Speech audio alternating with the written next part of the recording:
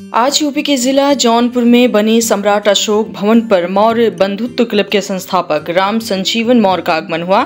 बता दें कि मौर्य बंधुत्व क्लब ने अभी हाल ही में राष्ट्रीय शैक्षणिक महाकुंभ का सफल आयोजन कर पूरे प्रदेश में सुर्खियां बटोरी थी। मौर्य बंधुत्व क्लब के संस्थापक राम संजीवन मौर्य और संजय मौर्य से हमारे संवाददाता पंकज कुमार मौर्य ने वार्ता की। आपको इस वार्ता के कुछ अंश दिखाते हैं। 10वां सामूहिक विवाह राष्ट्रीय शैक्षणिक महाकुंभ का आयोजन किया। क्या दोनों कार्यक्रम सफल रहा आपका? इन दोनों कार्यक्रमों की पूरे देश में चर्चा हुई, इसके बारे में बताया। बहुत बढ़िया सवाल पूछा आपने पंकज जी।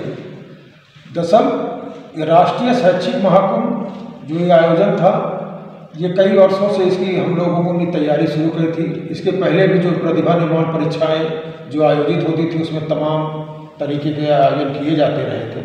प्रतिवर्ष ये आयोजन होता रहा, लेकिन राष्ट्रीय शैक्षिक महाकुंभ में जो है एक सपना था हमारा कि मैं पूरे भारत को जो है प्रतापगढ़ की सरजमी पे ले आऊँ और वहाँ की यहाँ से लेके पूरे उत्तर प्रदेश में जो हमारे समाज के बच्चे हैं, जो उनकी प्रतिभाएं हैं, उससे उनको प्रेरणा मिले। पूरे देश के वैज्ञानिक, गणितज्ञ, साइंटिस्ट इस कार्यक्रम में आए और इसका एक बड़ा व्यापक जो है संदेश गया।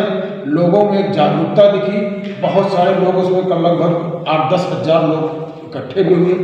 तमाम पूरे अगल बगल जनपद के अलावा पूरे प्रदेश के तमाम लोग अपने परिवार, गार्जियन अपने बच्चों को लेके भी आए और ये बहुत बड़ा सफल प्रोग्राम रहा। कारण था कि इसमें कोई ऐसा क्षेत्र छूटा नहीं था कि जिसके इसमें एवार्डी ना आए हों, बच्चे ना आए हों। पूरे सांस्कृतिक कार्यक्रम पूरा देश प्रदेश का था। देश प्रदेश के गणितज्ञ थे, साहित्यिक थे, इसरो और नासा से भी तमाम जो वैज्ञानिक थे वो सब यहाँ पर आए थे और सभी ने बच्चों को आनंद जी आते, खान सर को भी इन्वाइट किया गया था, किन्हीं कारणों से नहीं आए, लेकिन आनंद सर आए थे। उसके अलावा फिर इसरो के तमाम वैज्ञानिक आए थे, उसकी प्रदर्शनी आई थी। यहाँ उसको बच्चों ने देखा, उसके समझा और उससे तमाम प्रेरणा ली और उनको तमाम जागरूकता मिली। और कैरियर के विषय में चाहे जिस भी क्षेत्र, हर क्षेत्र से यहाँ पे लोग आए थे।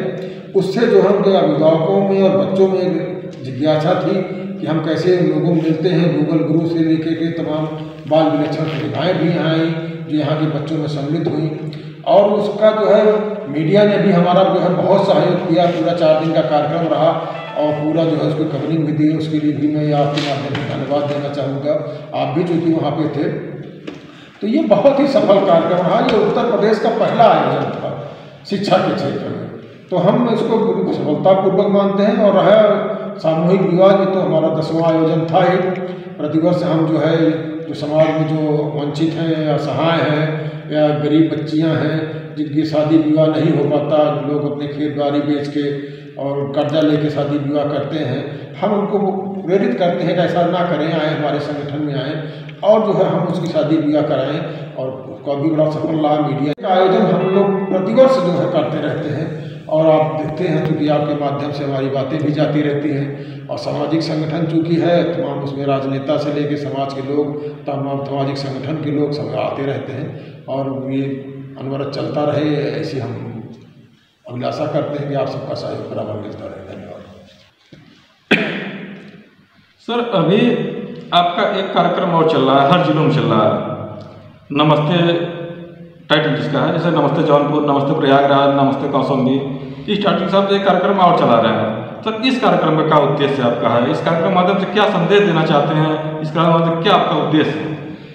ये कार्यक्रम जो है एक अनूठा कार्यक्रम है। इसका उद्देश्य ये है कि हम जो समाज में तमाम जो सामाजिक संगठन हैं, चाहे वो शैक्षिक हों, चाहे सामाजिक हों या राजनीतिक हों, हम उनमें एक समन्वय, एक संवाद स्थापित करना चाहते हैं। और प्रत्येक जिलों में नमस्ते कौशाम्बी, नमस्ते प्रयागराज, नमस्ते सुल्तानपुर, नमस्ते जौनपुर, अभी तक ये आयोजन हुए हैं।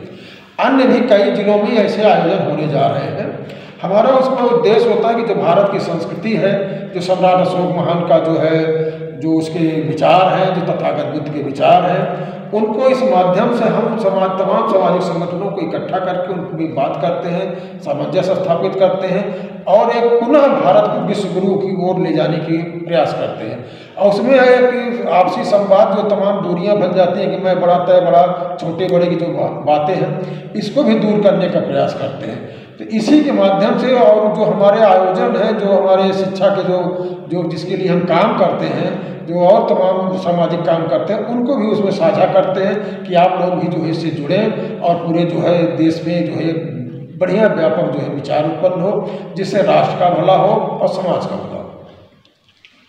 सर एक सवाल और करेंगे, ये इतने बड़े आयोजन आप करते हैं और लगभग देखते हैं आपके आयोजन में हर पार्टी के लगभग नेता समाज के जो हैं, जैसे नाम आपका कुमार बंधु क्लब रखे हैं, तो समाज के हर नेता आते हैं। सर इतने बड़े आयोजन का ये मैनेज कैसे होता है, ये फाइनेंशियल ये पैसा कहाँ से आता है इतने आयोजन का? जो आप नेता आते हैं वो पैसा देते हैं या कुछ मदद करते हैं, ये मैनेज कैसे होता है? देखिए, चूँकि मौर्य बंधुत्व क्लब इस संगठन का नाम है, तो इसको किसी जात से ना जोड़ा जाए। चूँकि मौर्य एक कालीन संस्कृति थी, तो मौर्य संस्कृति के उद्देश्य से इसको मौर्य बंधुत्व क्लब इसका नाम रखा गया, पहली चीज़ तो ये। और चूँकि इसमें चूँकि मौर्य शब्द है, तो इसलिए स्वाभाविक है कि किसी भी समाज में अगर कोई जो बिरादरी से है तो ज़्यादा लोग को जोड़ते हैं। हालांकि इस संगठन में तमाम ऐसे भी लोग हैं जो मौर्य नहीं हैं, तो उसमें से 1 रुपये 2 रुपये ऐसे आयोजनों के लिए रखते हैं, हम लोग उनसे कहते हैं, तो उसी से हम लोग जो है काम करते हैं। इसमें किसी भी इस प्रकार का कहीं भी जो है कोई इस तरीके का फंडिंग ना तो बाहर से आती है। जो हमारे समाज के लोग हैं, जो समाज से प्रेम करते हैं, जो समाज को उत्थान में लगते हैं, ऐसे तमाम ऐसे भी लोग हैं अन्य समाज से भी जो इसमें अपना योगदान देते हैं। वो कोई वस्तु भी दे देता है, कोई पैसा दे देता है, कोई अपना समय दे देता है। इसी तरीके से कोई अपना जो है मेरे हाल दे दिया, कोई सामान दे दिया। तो इसी तरह हम लोग अनवरत काम करते रहते हैं और ये अनवरत चलता रहता है। तो सर आखिरी सवाल, भविष्य में संगठन का समाज के या देश के लिए क्या रोल होगा? ये अपने क्या रोल अदा करेगी? ये क्या राजनीतिक पार्टी बनाकर आएगी कि माने अपना रोल कैसे अदा करेगी समाज के उत्थान के लिए? देखिए, एक जो सबसे बड़ी चीज़ है शिक्षा। तो शिक्षा में हमारा संगठन बहुत उसके गठन से ही जो है काम करना शुरू कर दिया है। शिक्षा के प्रचार प्रसार करता रहता है, शिक्षा की तमाम परीक्षाएँ आयोजन कराता रहता है, उसके जो बच्चे उसमें आते हैं उसको पुरस्कार वितरित कराता रहता है, उनको उच्च शिक्षा के प्रति रुझान उत्पन्न कराता रहता है। और साथ साथ जो है समाज में और भी जो समाज की हमारी सरकारी जो नीतियां हैं, अपने समाज को लोगों को बताया जाता है, उन नीतियों को प्रयास किया जाता है कि उन नीतियों के विषय में जाने और सरकार की जो मंशा है उसके अनुरूप काम करें और अपना भी उद्देश्य पूरा करें और सीधे सीधे राष्ट्र का भी उद्देश्य पूरा करें। क्योंकि राष्ट्र जो है सबसे बड़ा महत्वपूर्ण चीज़ है। और हमारा जो है कि जो सम्राट अशोक के समय जो भारत था, उस भारत को हम पुनः जो है स्थापित करना चाहते हैं। हालांकि उसमें हमारी सरकारें भी बहुत बढ़िया काम कर रही हैं, लेकिन हमारा समाज, हम लोग समाज के व्यक्ति हैं, तो हम लोग भी चाहते हैं कि अपने सरकार और समाज के साथ मिल करके उसको एक बड़ा जो है प्लेटफार्म दें, उसको एक सहयोग दें, उसको एक ताकत दें, ताकि पुनः जो है भारत जो है विश्वगुरु की ओर विश्वगुरु कहलाए। और हम अपने उन सभी साथियों को भी आपके माध्यम से धन्यवाद देना चाहते हैं कि जो इसमें सब लोग लगे रहते हैं वो हमारा सहयोग करते रहें, क्योंकि हमारा नहीं कर रहे हैं, प्लस ये पूरे राष्ट्र का सहयोग कर रहे हैं, पूरे भारत का सहयोग कर रहे हैं। और ये जो हमारे सरकार की जो नीतियाँ हैं उनको भी हम लोग जो है रीड करते हैं, उसको पढ़ते हैं, उसको समाज में जो है प्रचारित करते हैं और वो लाभ है उसको भी हम सोचते हैं कि समाज को सीधे सीधे मिले और उसका पूरा समाज लाभ ले। धन्यवाद सर आपका बहुत। हमारे साथ में मौर्य बंधुत्व क्लब के राष्ट्रीय प्रवक्ता माननीय संजय मौर्य जी भी हैं। तो जैसा कि माननीय राम सजीवन मौर्य जी ने संगठन के माध्यम से सम्राट अशोक के बारे में बात की है, तो हम राष्ट्रीय प्रवक्ता महोदय से पूछना चाहेंगे कि ये संगठन सम्राट अशोक के विचारों को कैसे समाज में लाएगा, कैसे उनके विचारों को समाज में फैलाएगा? सबसे पहले तो मौर्य बंधुत्व क्लब के संस्थापक जी जौनपुर सम्राट अशोक भवन पर आए, मैं उनका हार्दिक स्वागत और अभिनंदन करता हूँ।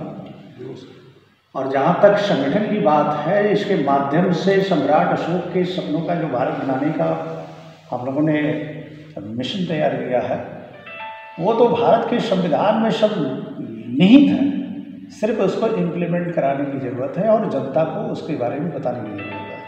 जैसे राष्ट्रपति जिस कुर्सी पर बैठते हैं उस पर धम्म चक्र और सत्यमेव जयते लिखा होता है।